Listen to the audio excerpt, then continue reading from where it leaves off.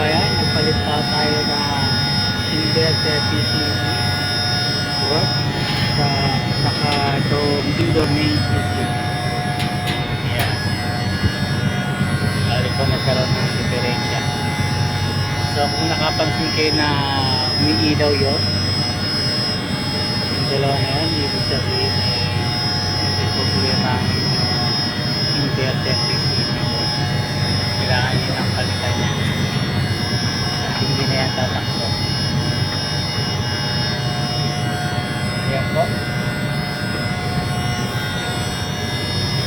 Ito naman yung sa pan PCB. Ayan po ang apulahan niya ngayon. Kapul po yan. Mainit po kasi ngayon sa loob. Lang siya.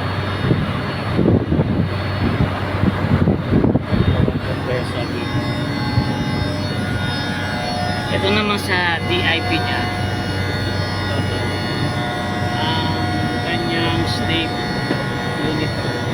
Ito on yung 5, off yung 6, 7 naka-on.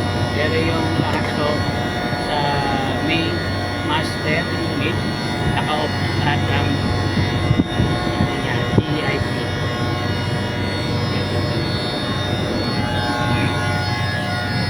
Ito po yan. Yan. Kailangan naka-off yan. Sa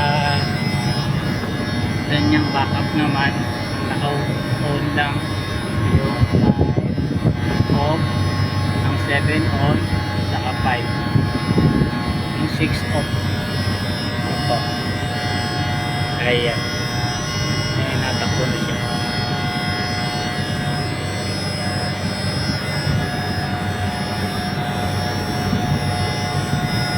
Ito, nagpalit din kami ng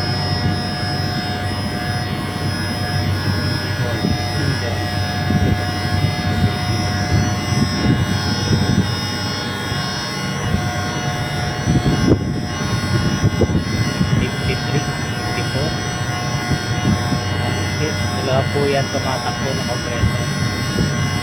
Naging problema po niya yung isang circuit ito ayaw tumakbo, so lagi nag-a-alarm siya, so nadadama yung big, so hindi yung natakbo.